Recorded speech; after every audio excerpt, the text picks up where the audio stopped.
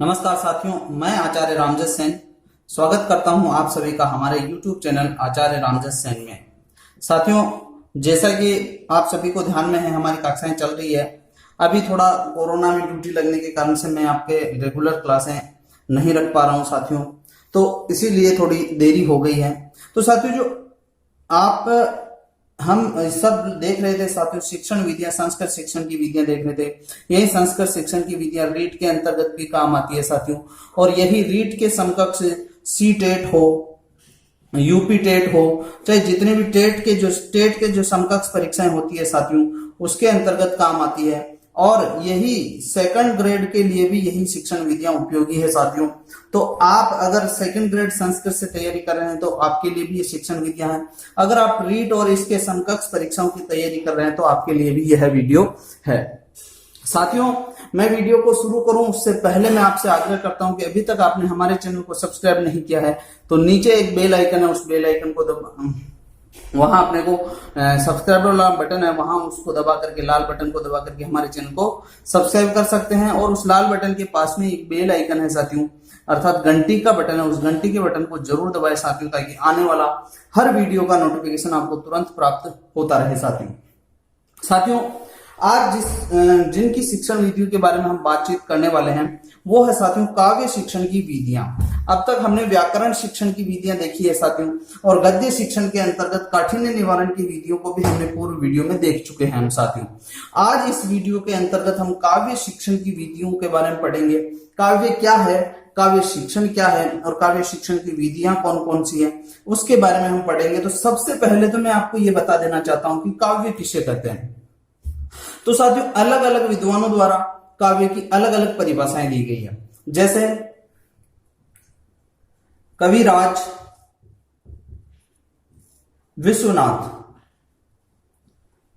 विश्वनाथ द्वारा एक परिभाषा दी गई है, और वो परिभाषा है वाक्यम रसात्मकम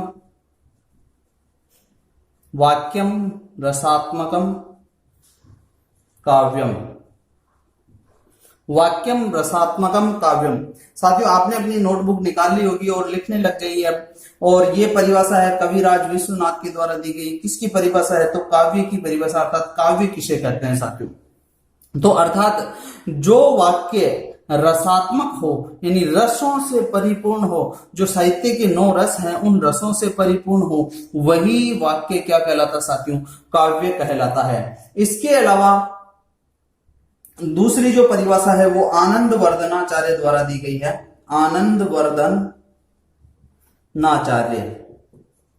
आनंदवर्धनाचार्य द्वारा जो परिभाषा दी गई है वो दी गई है काव्यस्य आत्मा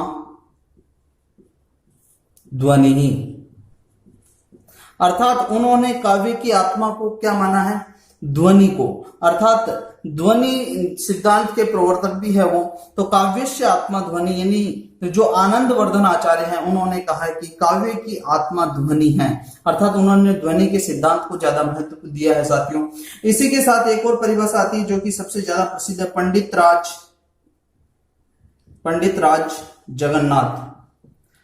राज जगन्नाथ। उनकी परिभाषा है कि रमणीयार्थ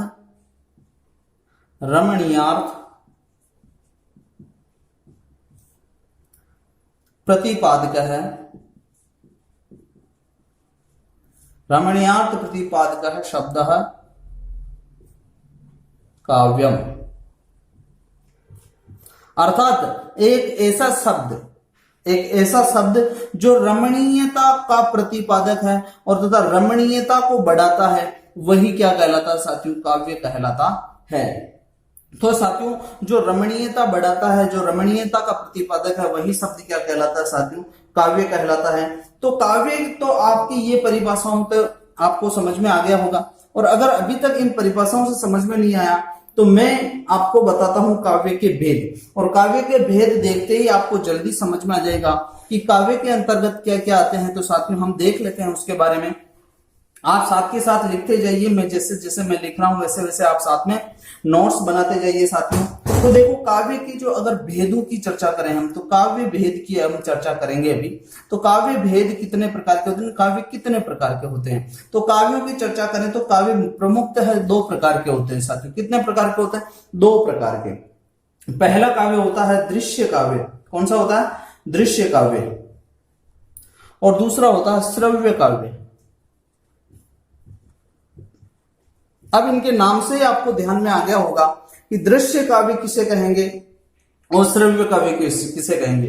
दृश्य काव्य के अंतर्गत तो जिसको हम देख सकते हैं और सुन सकते हैं वो दृश्य काव्य कहलाता है साथियों। जैसे नाटक होते हैं, रूपक होते हैं, वो सारे रूपक इसके अंतर्गत आते हैं। तो इसके अंतर्गत आते हैं साथियों रूपक, 10 ही प्रकार के रूपक। नाटक भी इसी के अंतर्गत आता है साथियों। और 18 प्रकार के उपरूपक।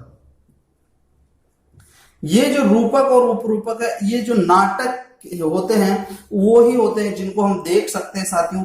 और इन रूपकों में से 10 रूपकों में से एक नाटक भी है साथियों। तो साथियों जो नाटक जिसको हम समझते हैं वो रूपक कहलाता है साथियों। रूपक ही वास्तव में उसका नाम होता है।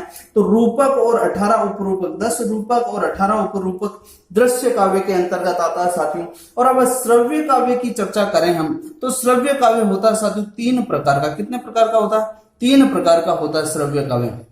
3 प्रकार की बात की करें तो देखो, एक तो होता है गद्य काव्य, एक होता है पद्य काव्य और एक होता है चंपू काव्य। अब देखो जो ये श्रव्य काव्य है ना, ये कितने प्रकार का होता है? 3 प्रकार का। तो गद्य के अंतर्गत तो हमने अभी काठिन्य निवारण की विधियों को ही देखा जाता है, अतः इसको हमने निपटा लिया। यहाँ नाटक शिक्षण की विधियां हम अलग से देखेंगे। अब बचा क्या? पद्य शिक्षण की विधियां। तो यहाँ काव्य शिक्षण का हम दृष्टिगत रखेंगे तो यहाँ मेन फोकस किस पर रहेगा साथियों? पद्य शिक्षण पर रहेगा। और ज्यादातर जो पढ़ाया जाता है वो यही कहा जाता है कि यही पद्य शिक्षण की विधियां हैं। कारण क्या है साथियों? वो पद्य शिक्षण की विधियां नहीं होती है, वो होती है काव्य शिक्षण की विधियां। क्योंकि हम पद्य शिक्षण की विधियां उनको क्यों कहते हैं? क्योंकि नाटक शिक्षण को हम अलग से देखते हैं, गद्य को हम अलग से देखते हैं, तो बचा क्या है? पद्य शिक्षण। अतः काव्य शिक्षण की विधियां पद्य शिक्षण की विधियां ही मानी जाए तो एक तरह से वो पर्याय रूप माना जाएगा, तो भी कोई दिक्कत नहीं है साथियों। तो साथियों ये तो आपको काव्य के भेद समझ में आ गए होंगे। यही काव्य शिक्षण की विधियों को अगर मैं कहूं कि ये पद्य शिक्षण की विधियां हैं तो भी चलेगा साथियों। लेकिन यहाँ जो वास्तविक जो सही है वो साथियों वो सही है काव्य शिक्षण की विधियां। चलो ये भेद देख लिया है आपने, लिख लिया होगा। अगर आपने नहीं लिखा है तो इसका एक बार स्क्रीनशॉट ले लीजिए, फिर उसके बाद हम आगे चलते हैं साथियों। चलिए हम आगे चलते हैं। आगे जो हम देखने वाले हैं कि जो काव्य शिक्षण करवाया जाता है उसका क्या उद्देश्य रहता है, अर्थात काव्य शिक्षण हमें बालकों को क्यों करवाना चाहिए। इसी का उत्तर है साथियों काव्य शिक्षण के उद्देश्य। तो साथियों काव्य शिक्षण के जो अब वो हम देख रहे हैं उद्देश्य, क्या देख रहे हैं? उद्देश्य। काव्य शिक्षण के उद्देश्य। यहां मैं विधियों को अब काट देता हूं क्योंकि विधियां अभी थोड़ी देर बाद में देखेंगे। काव्य शिक्षण के उद्देश्य, ये है साथियों काव्य शिक्षण हमें बालकों को क्यों करवाना चाहिए। यही क्यों का उत्तर ही काव्य शिक्षण के उद्देश्य हैं साथियों। तो काव्य शिक्षण में क्या क्या आता है ये आपको ध्यान में आ गया, लेकिन प्रमुखता हम किसे देते हैं साथियों? प्रमुखता हम पद्य को देते हैं। अतः यहाँ मेन प्रमुख उद्देश्य यहाँ पद्य को आगे बढ़ाना है साथियों। तो देख लीजिए साथियों, पहला जो उद्देश्य है, अब लिखने लग जाइए, मैं आपको समझाता जा रहा हूं। पहला उद्देश्य है संस्कृत साहित्य के प्रति, संस्कृत साहित्य के प्रति अनुराग उत्पन्न करना। अनुराग उत्पन्न करना पहला और प्रमुख उद्देश्य होता है कि बालकों में संस्कृत साहित्य के प्रति क्या उत्पन्न करना? अनुराग उत्पन्न करना, अर्थात रुचि उत्पन्न करना, मोह उत्पन्न करना। दूसरा जो उद्देश्य है साथियों, छात्रों को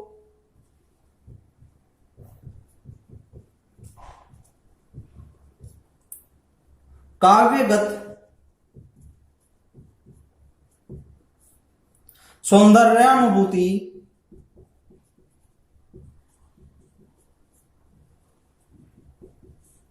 छात्रों को काव्यगत सौंदर्यानुभूति के लिए अभिप्रेरित करना। लिख रहे हैं साथियों आप मेरे साथ, अभिप्रेरित करना। अब देखो, पहला उद्देश्य क्या है कि संस्कृत साहित्य के प्रति अनुराग उत्पन्न करना। दूसरा उद्देश्य क्या है कि छात्रों को काव्यगत सौंदर्यानुभूति। साथियों, जो काव्य का जो प्रमुख उद्देश्य है वो रसानुभूति और सौंदर्यानुभूति होता है साथियों। तो उस काव्यगत सौंदर्यानुभूति के लिए बालकों को क्या करना साथियों, अभिप्रेरित करना, ताकि वो बालक उस काव्य की सौंदर्य की अनुभूति कर सके साथियों। तीसरा जो उद्देश्य है साथियों, वो तीसरा उद्देश्य है कि छात्रों में स्वर, यति, गति, लय, ताल, आरोह, अवरोह, छात्रों में स्वर, यति, गति, लय, ताल, आरोह और अवरोह एवं भावानुसार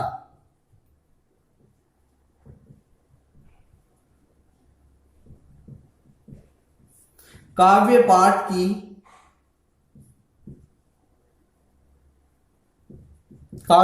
की योग्यता विकसित करना, योग्यता विकसित करना। साथियों, छात्र जो है उस किसी श्लोक को स्वर, उस श्लोक की यति, गति, लय, ताल, आरोह और अवरोह एवं उसको भावानुसार उस काव्य का क्या करे साथियों, पाठ करे। इसकी योग्यता विकसित करना ही काव्य शिक्षण का उद्देश्य है साथियों। जो चौथा उद्देश्य है वो चौथे उद्देश्य की भी बात कर लेते हैं साथियों। छात्रों में कल्पना शक्ति का विकास करना। छात्रों में कल्पना शक्ति, और कल्पना शक्ति के साथ एक और लिख सकते हैं तर्क शक्ति का विकास करना। तर्क शक्ति का विकास करना, यानी छात्रों में कल्पना शक्ति एवं तर्क शक्ति का विकास करना। अब जो हमारा पांचवा उद्देश्य, जैसे ये कल्पना शक्ति और तर्क शक्ति तो आप समझ ही गए होंगे साथियों, यानी बालक जब काव्य को भावानुसार पढ़ेगा तो उसकी कल्पना शक्ति का विकास होगा, विभिन्न तर्कों के माध्यम से तर्क शक्ति का भी उसका विकास होगा साथियों। पांचवा जो साथियों उद्देश्य है वो है चतुर्विध कौशलों का विकास। चतुर्विध कौशलों का विकास करना। अब चतुर्विध कौशल कौन कौन से हैं साथियों, तो पढ़ना, सुनना, बोलना, पढ़ना और लिखना, यानी श्रवण कौशल, वाचन कौशल, पठन कौशल और लेखन कौशल। ये जो चारों भाषाई कौशल है साथियों, इन चतुर्विध कौशलों का विकास करना, यानी बालक में इन चारों कौशलों का सम्यक रूप से विकास हो, ये भी साथियों काव्य शिक्षण का उद्देश्य है साथियों। ये 5 उद्देश्य तो हो गए हैं। अब आगे और उद्देश्यों की चर्चा करें साथियों। इसका आप स्क्रीनशॉट ले सकते हैं अथवा आपने लिख लिया होगा, तो अब मैं आगे बता रहा हूं साथियों। 6ठे नंबर का जो उद्देश्य है वो 6ठे नंबर के उद्देश्य को आगे हम देख रहे हैं साथियों। तो देखिए, हमने 5 उद्देश्य अभी हमने देखे हैं, और जो 6ठे नंबर का उद्देश्य है वो 6ठे नंबर का उद्देश्य भी हम देख लेते हैं साथियों। तो 6ठे नंबर का उद्देश्य है साथियों कि शब्द भंडार में वृद्धि, यानी बालक के शब्द भंडार में वृद्धि करना। बालक के शब्द भंडार में वृद्धि करना, यानी बालक जितना काव्य को पढ़ेगा साथियों, उसके शब्द भंडार में क्या होगा, उतनी ही वृद्धि होगी साथियों। अब बात करते हैं 7वें नंबर के उद्देश्य की, तो नैतिक मूल्यों का विकास करना। नैतिक मूल्यों का विकास करना, ये तो शाश्वत सत्य है साथियों कि आदमी जैसा साहित्य पढ़ता है उसके नैतिक मूल्य वैसे ही स्थापित हो जाते हैं। तो संस्कृत के काव्य शिक्षण का उद्देश्य है साथियों, भारतीय संस्कृति के अनुसार नैतिक मूल्यों का बालकों में क्या करना, विकास करना। अब बात करते हैं साथियों, अगला जो 7वें 8वें नंबर का है उद्देश्य, वो है कि बालक में यानी छात्रों में सृजनात्मक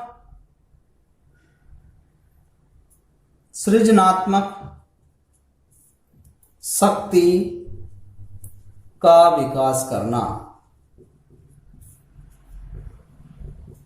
यानी बालक नई नई कविताएं रच सके, बालक नए नए सृजन को प्राथमिकता दे सके। साथियों, इसी कारण काव्य शिक्षण का जो उद्देश्य है वो है कि बालक में जो सृजनात्मक शक्ति है वो सृजनात्मक शक्ति का विकास करना। और जो नवा उद्देश्य है साथियों कि छात्रों में रसानुभूति एवं सौंदर्यानुभूति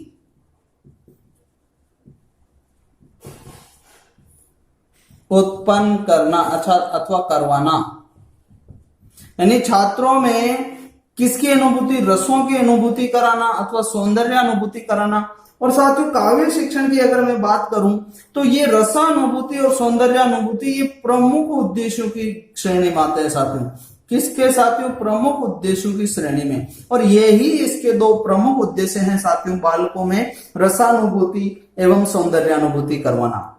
अब देखिए साथियों, जैसे किसी अभी उद्देश्यों की बात करें तो अगर मैं अभी काव्य शिक्षण की जो विधियां बताऊंगा साथियों, उन विधियों में जिस विधि के अंतर्गत बालकों में रसों की अनुभूति हो रही है, 9 रस होते हैं साथियों, और सौंदर्यों की अनुभूति हो रही है बालकों में, इसका मतलब वह विधि मनोवैज्ञानिक है। इसका मतलब वह विधि क्या है साथियों?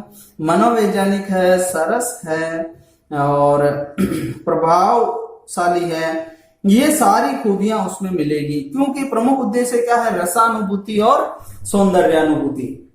अब साथियों, हम काव्य शिक्षण की विधियों के बारे में देखते हैं। तो काव्य शिक्षण की विधियां कौन कौन सी हैं उसके बारे में हम देख लेते हैं।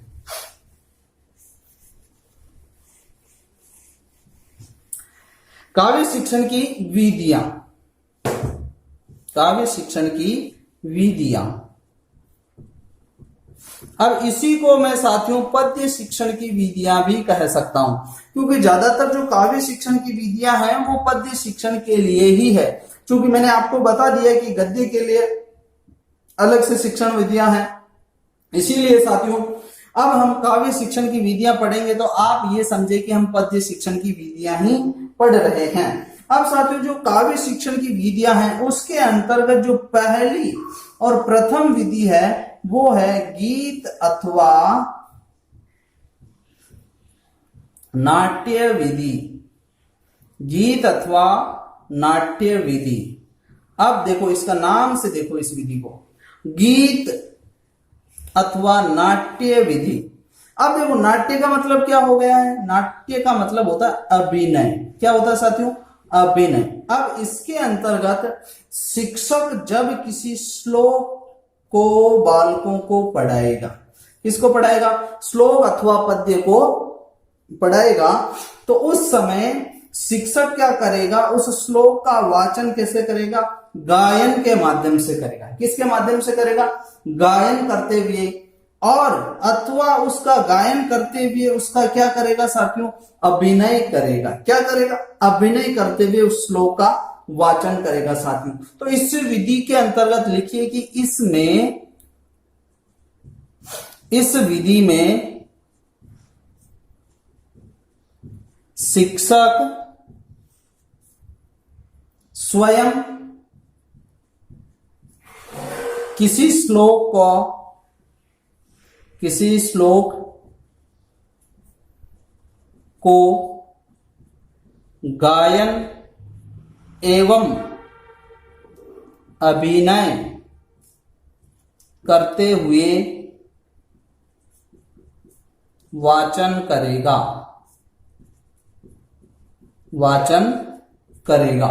और जब गायन और इसके लिए वाचन करता है तो साथियों बच्चों में एक तरह से सक्रियता रहती है, उनको ये चीजें अच्छी लगती है। तो साथियों जो यह विधि है सबसे पहले तो उपयोगी किसके लिए है? तो ये प्राथमिक स्तर के लिए उपयोगी। किस स्तर के लिए उपयोगी है? प्राथमिक स्तर के लिए उपयोगी है। दूसरा जो इसका लाभ है साथियों कि यह विधि बहुत मनोवैज्ञानिक विधि है। कौन सी विधि है? मनोवैज्ञानिक, क्योंकि इसमें बालकों की रुचि बनी रहती है। बालक इसमें सौंदर्यानुभूति करते हैं, बालक इसमें रसानुभूति करते हैं, इसीलिए यह मनोवैज्ञानिक विधि है। कौन सी विधि है साथियों? मनोवैज्ञानिक विधि है। इसमें जो सीखा गया ज्ञान है, अर्थात इसमें जो अधिगम है वो अधिगम इसमें स्थायी रहता है। अधिगम क्या रहता है साथियों? इसमें स्थायी रहता है। इसमें जो सीखा गया ज्ञान है वो स्थायी रूप से बच्चे के दिमाग में बैठ जाता है साथियों। तो यह विधि थी साथियों गीत अथवा नाट्य विधि। इस विधि के अंतर्गत क्या होता है कि शिक्षक स्वयं उस श्लोक का गायन करता है अथवा उसका क्या करता है, अभिनय करते हुए उसका वाचन करता है। तो इसमें अभिनय करते हुए वाचन करता है। तो यह विधि क्या कौन से स्तर के लिए उपयोगी है? तो प्राथमिक स्तर के लिए उपयोगी है। यह विधि बहुत ही मनोवैज्ञानिक विधि है साथियों, क्योंकि बालकों को इसमें सौंदर्यानुभूति हो रही है, रसानुभूति हो रही है और उनको मजा आता है। इससे जो सीखा गया ज्ञान है वो क्या होता है साथियों? स्थायी रूप से उनकी स्मृति में बैठ जाता है साथियों। ये थी साथियों पहली विधि। इस विधि का आप स्क्रीनशॉट ले सकते हैं अथवा नोट्स तो आप लिख ही रहे होंगे। अब बात करते हैं साथियों अगली जो दूसरे नंबर की विधि है, उस दूसरे नंबर की विधि की ओर प्रस्थान करते हैं साथियों। तो दूसरे नंबर की विधि है साथियों, वो है, उसका नाम है दूसरे नंबर की विधि का, वो है साथियों भाषा अनुवाद विधि। क्या है साथियों?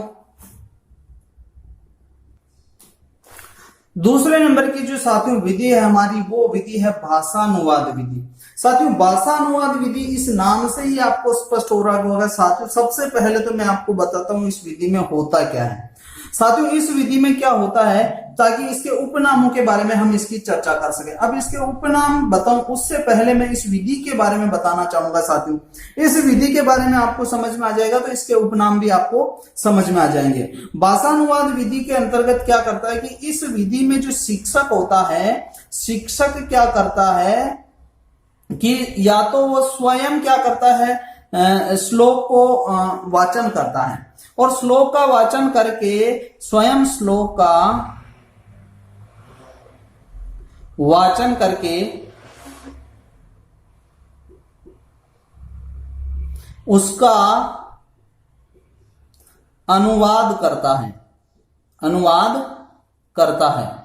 अब वो जो अनुवाद करता है वो मातृभाषा में भी हो सकता है और संस्कृत भाषा से संस्कृत भाषा में भी हो सकता है। दो प्रकार से अनुवाद हो सकता है।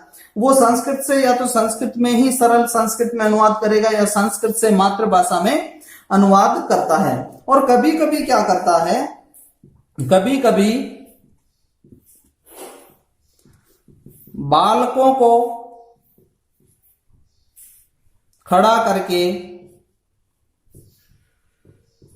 उनसे वाचन कराता है, उनसे वाचन कराता है तथा अर्थ भी निकलवाता है।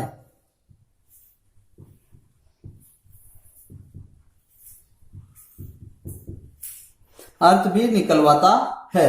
देखो साथियों इसमें शिक्षक क्या करता है कि शिक्षक स्वयं या तो श्लोक का वाचन करेगा या फिर बालकों के द्वारा उस श्लोक का वाचन करवाता है। फिर वो क्या करता है, उस श्लोक का वाचन करने के पश्चात उसका अनुवाद करता है और वो अनुवाद मातृभाषा में भी हो सकता है, वो अनुवाद संस्कृत से संस्कृत में भी हो सकता है और यही कार्य वह बालकों से भी करवाता है साथियों। तो यह विधि क्या है कि परंपरागत रूप से चली आ रही है, इसीलिए इस विधि का जो उपनाम है वो उपनाम है परंपरागत विधि। क्या है साथियों? परंपरागत विधि। देखो साथियों ये आपको नाम ध्यान में आ गया ना कि भाषानुवाद विधि को परंपरागत विधि क्यों कहते हैं। और इस विधि के अंतर्गत बालक क्या करता है कि अर्थ का बोध करता है, यानी शिक्षक स्वयं श्लोक का वाचन करेगा फिर उसका अनुवाद करता है यानी अर्थ बताता है। तो बालक क्या करता है कि श्लोक के अर्थ का बोध करता है, इसीलिए इस विधि को अर्थबोध विधि कहते हैं। इसीलिए इस विधि को क्या कहते हैं साथियों? अर्थबोध विधि कहते हैं साथियों।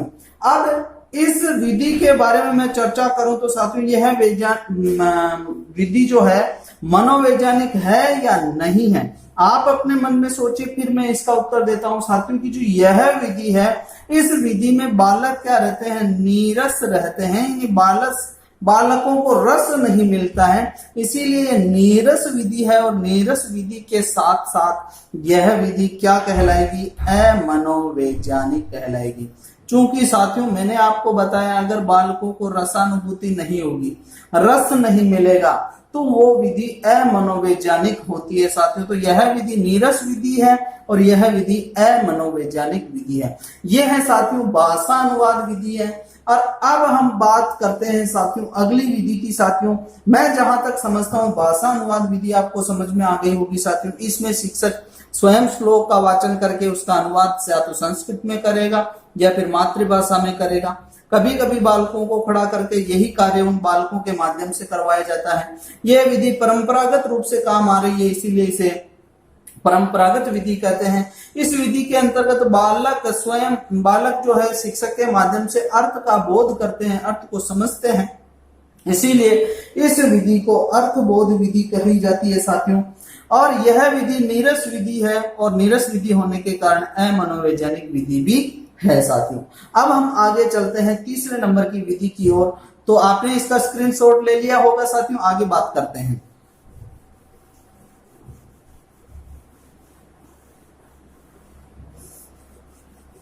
अगली जो विधि है साथियों पद्य शिक्षण अथवा इसको काव्य शिक्षण में पद्य शिक्षण क्यों बोलते हैं मैंने आपको पहले ही बता दिया साथियों। तो साथियों अगली जो तीसरे नंबर की विधि है वो है व्याख्या विधि। कौन सी है साथियों? व्याख्या विधि। व्याख्या विधि की और अगर हम बात करें साथियों तो व्याख्या के अंतर्गत व्याख्या का शब्द का मतलब ही होता है साथियों विस्तृत विवेचन। विस्तृत विवेचन। अब इसके अंतर्गत शिक्षक क्या करता है साथियों? इस विधि का प्रयोग कैसे करता है साथियों?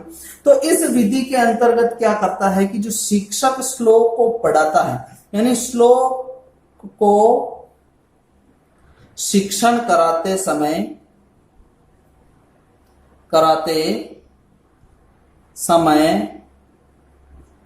शिक्षक एक एक शब्द का अर्थ बताएगा। एक एक शब्द का अर्थ बताते हुए श्लोक का अर्थ बताएगा। श्लोक का अर्थ बताएगा। शिक्षक स्वयं क्या करता है कि शिक्षण कराते समय एक एक शब्द का अर्थ बताता है, एक एक पद का अर्थ बताता है। यहां शब्द लिख लो साथियों। एक एक पद का अर्थ बताते हुए श्लोक का भी अर्थ पूरा बताता है साथियों। इसी के अलावा वो क्या करता है कि इस श्लोक के अंतर्गत वह श्लोक की रचना शैली भी बताता है कि श्लोक की रचना शैली, कि उनकी रचना शैली कैसी है।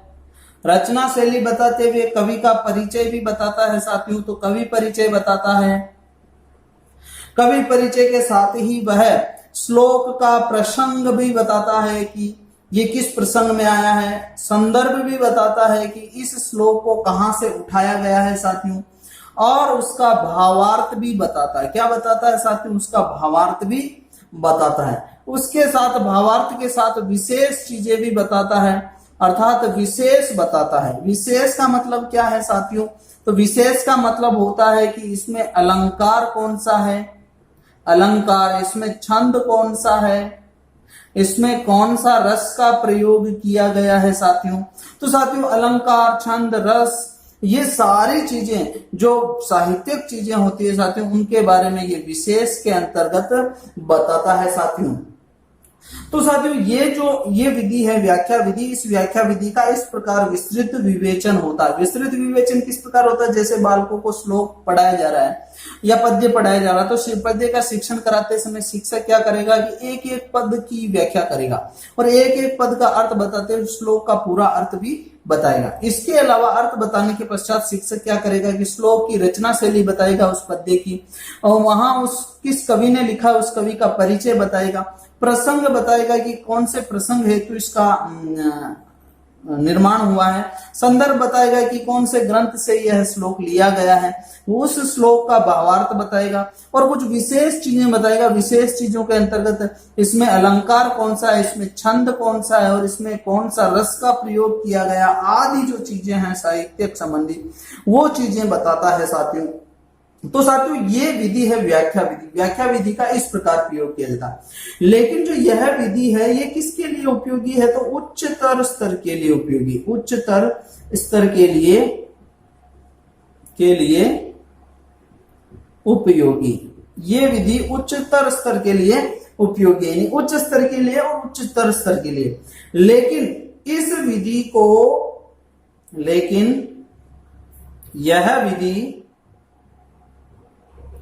माध्यमिक स्तर